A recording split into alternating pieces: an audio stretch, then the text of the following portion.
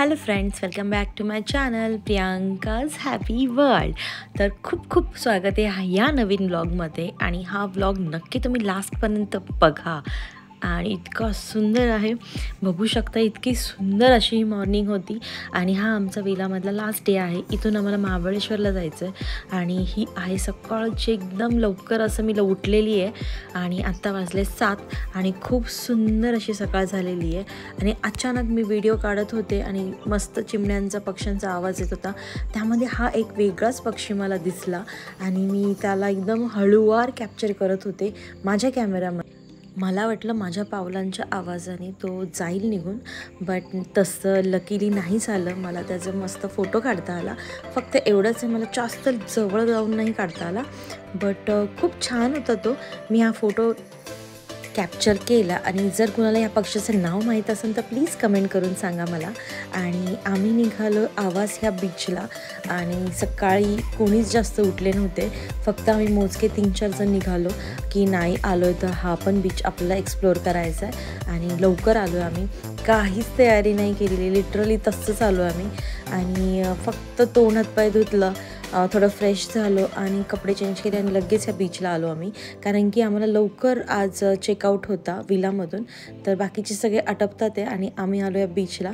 फक्त श्राव्य आली होती सकाळी उठून आणि तिचं मस्त शंख शिंपल्या गोळा करण्याचं काम चालू होतं नेहमीसारखं.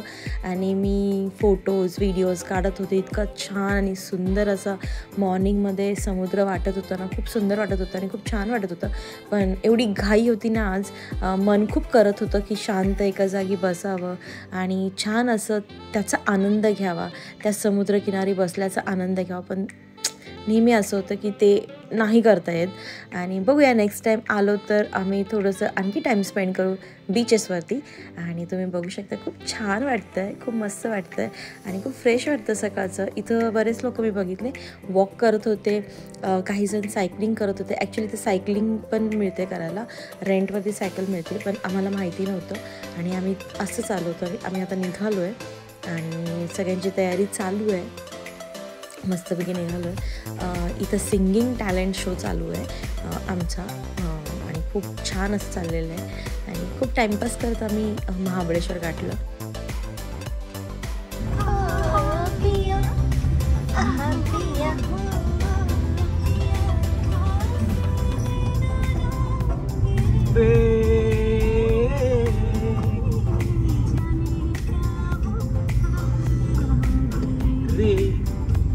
रे रे रे रे रे रे. अरे बांगडू गा रे सारे गमा पधनिसा. This is a podcast where two guys. जोवर घाट नाही लागले तोपर्यंत खूप सुंदर असा प्रवास वाटत होता, पण नंतर घाट लागल्यानंतर खूप खराब असं वाटत होतं. कधी एकदाचं ट्रॅव्हलिंग संपतं असं होत होतं.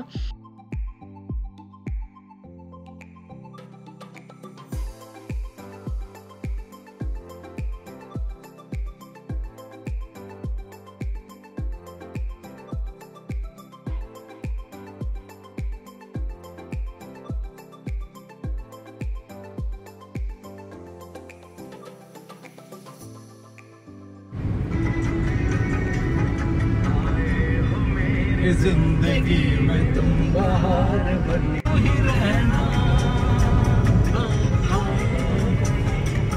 मेरे दिल में यूं ही रहना.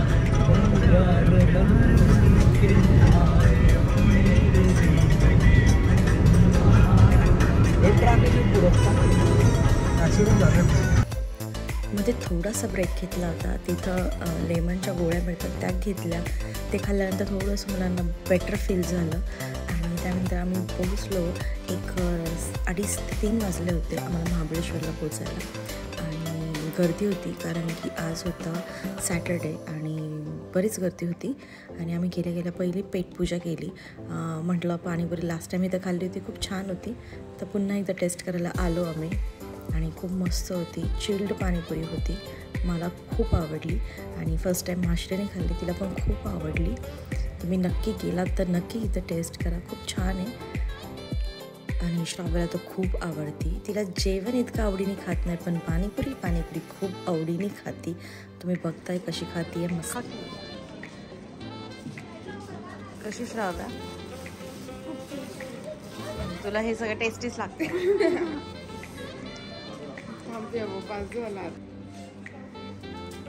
इथून गेलो आम्ही आणि थोडंसं रेस्ट केला आणि मस्त रेडी होऊन संध्याकाळी आम्ही निघालो पार्टीसाठी. आणि आज होता प्राचीचा बर्थडे आणि त्या लोकांनी पण आम्हाला इथं येऊन जॉईन केलं. ते लोक अलिबागला नव्हते येऊ शकले, पण इथं आले डायरेक्टली. तर आम्ही चाललो त्यांचा पार्टी करायला, म्हणजेच प्राचीची पार्टी करायला. आणि लास्ट टाईम आम्ही त्या हॉटेलमध्ये गेलो होतो, जेवण खूप टेस्टी होतं.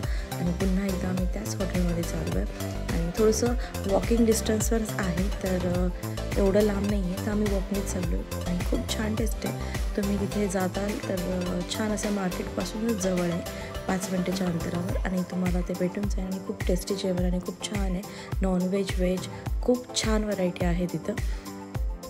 आणि इथं चालू झालं आहे आमचं बर्थडे सेलिब्रेशन, बर्थडे गर्लचं. लास्ट टाईम पण हिचा मस्तपैकी इथंच बड्डे झाला होता. आणि आम्ही तर नेहमी प्लॅन करतो आमच्या ॲनिव्हर्सरीसाठी. ॲनिव्हर्सरी असते 23 नोव्हेंबरला, बट आमचा नेहमी सुट्टीचा प्लॅन होत नाही. आणि त्याच्यानंतर 4-5 दिवसांनीच आम्ही प्लॅन करतो ट्रिपचा. आणि नेमका हिचाच बड्डे येतो आणि हिचं छान सेलिब्रेशन होतं. आणि त्यानंतर नेक्स्ट डेला 1 डिसेंबर असतो.